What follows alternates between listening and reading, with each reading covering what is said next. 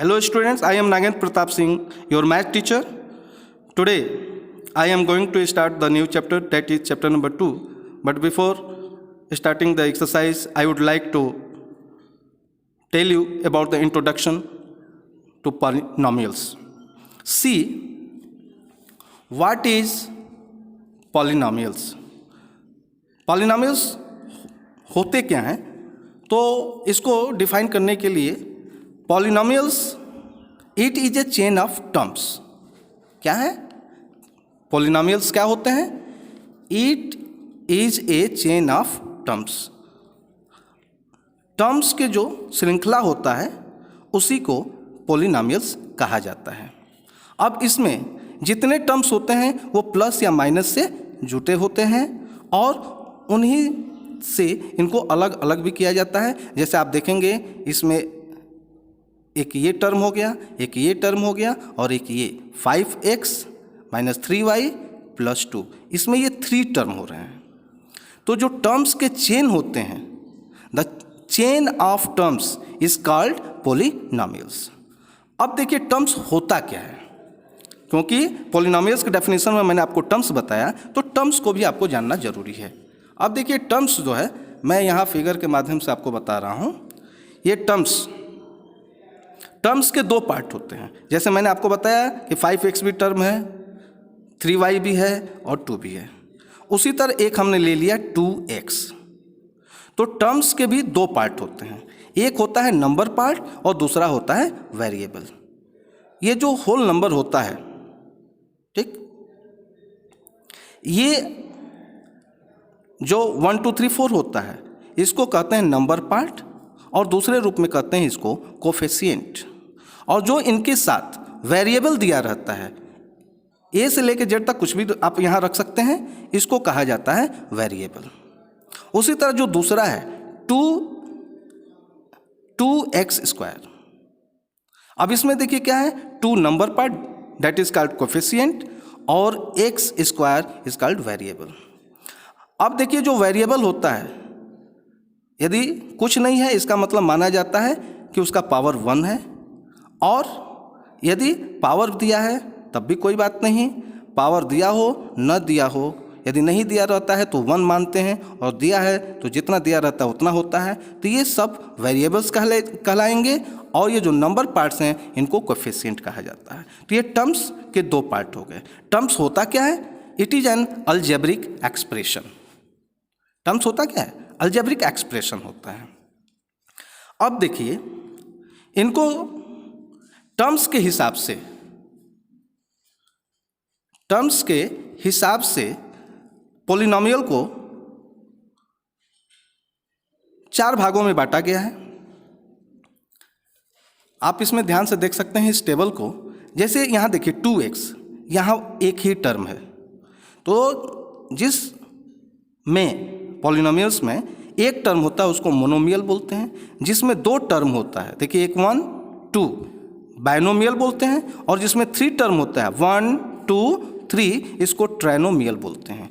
और जिस algebraic expression में 1 टर्म तो मोनोमियल पॉलिनोमियल, और जिस अलजेब्रिक एक्सप्रेशन में 2 टर्म होता है बाइनोमियल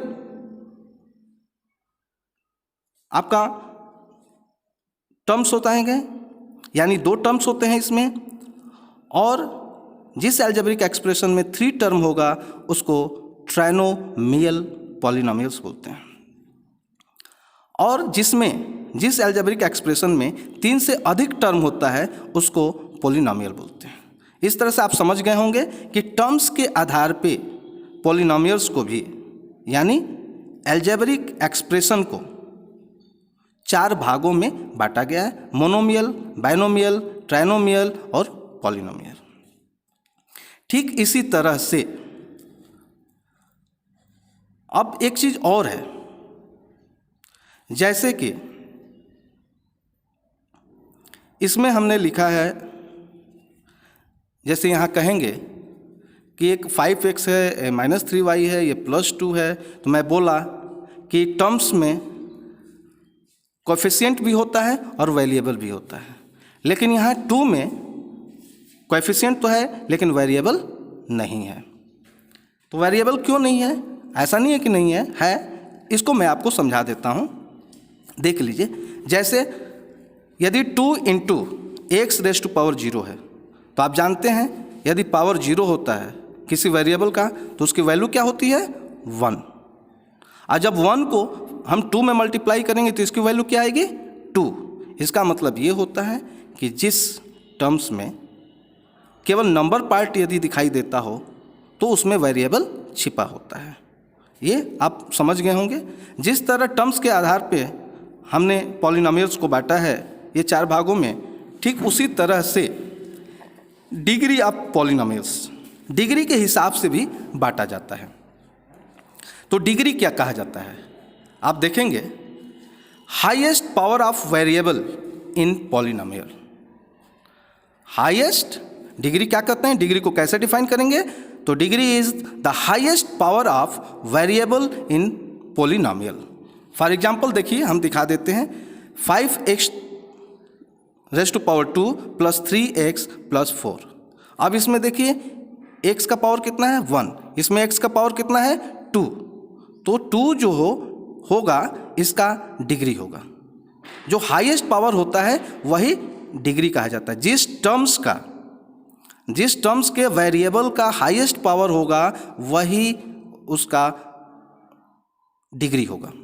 अब देखिए दूसरे में 8x square minus 14x raise to power 6 plus 4x raise to power 3 plus 3। सबसे पहले इस अलजेब्रिक एक्सप्रेशन को हम डिक्रीजिंग ऑर्डर में अरेंज करते हैं और यहाँ डिक्रीजिंग ऑर्डर में अरेंज नहीं है, इसलिए डिक्रीजिंग ऑर्डर में अरेंज करेंगे तो minus 14x raise to power 6 plus 4x raise to power 3 plus 8x raise to power 2 plus 3। अब देखेंगे इसमें x की वैल्यू 2, इसमें x की वैल्यू 3 और इसमें x की वैल्यू 6 है। तो जिस वेरिएबल का पावर हाईएस्ट होता है वही उस टर्म्स के, यानी उस पॉलिनोमियल्स के, उस अलजेब्रिक एक्सप्रेशन के जितने भी टर्म्स दिए हैं सबका हाईएस्ट डिग्री आपका 6 माना जाएगा। अब देखिए डिग्री के आधार पे भी इसको 3 भागों में बांटा गया है पॉलिनोमियल्स को। लीनियर पॉलिनोमियल, क्वाड्रेटिक पॉलिनोमियल और क्यूबिक पॉलिनोमियल। लीनियर में क्या होता है कि लीनियर में वेरिएबल जो होता है, टर्म्स का जो वेरिएबल पार्ट होता है उसका पावर 1 होता है। तो जिस टर्म्स के वेरिएबल का पावर 1 हो उसको लीनियर पॉलिनोमियल कहते हैं। और जिस पॉलिनोमियल में अलजेब्रिक एक्सप्रेशन के जो टर्म्स होते हैं यदि उसमें वेरिएबल के पावर 2 हो तो उसको क्वाड्रेटिक कहते हैं। और जिसमें वेरिएबल का पावर 3 हो, 2 भी हो सकता है 1 भी हो सकता है, लेकिन जो हाईएस्ट डिग्री है वो 3 होना चाहिए तो उसको क्यूबिक कहेंगे। यदि हाईएस्ट वेरिएबल पार्ट की जो डिग्री है, जो पावर है वो 2 है तो उसको क्वाड्रेटिक। और हाईएस्ट पावर यदि 1 जिसको डिग्री कहते हैं यदि है तो उसको लीनियर, यानी x पे पावर 1 है लीनियर, x पे पावर 2 है तो क्वाड्रेटिक, और क्यूबिक में क्या होता है x पे पावर 3 होता है तो उसको क्यूबिक माना जाएगा। और उसके साथ और भी टर्म्स हो सकते हैं। इस वीडियो में मैंने आपको पॉलिनोमियल से जुड़े इंट्रोडक्शन के बारे में बता दिया। इस वीडियो में बस इतना ही। अगले वीडियो में मैं आपको इसी से जुड़े हुए एक्सरसाइज को लेके आऊँगा। यदि इसमें कहीं भी किसी तरह का कोई कन्फ्यूजन हो, न समझ में आया हो तो फिर से आप मुझे पूछेंगे, फिर से मैं आपको बताऊँगा। तब तक के लिए धन्यवाद।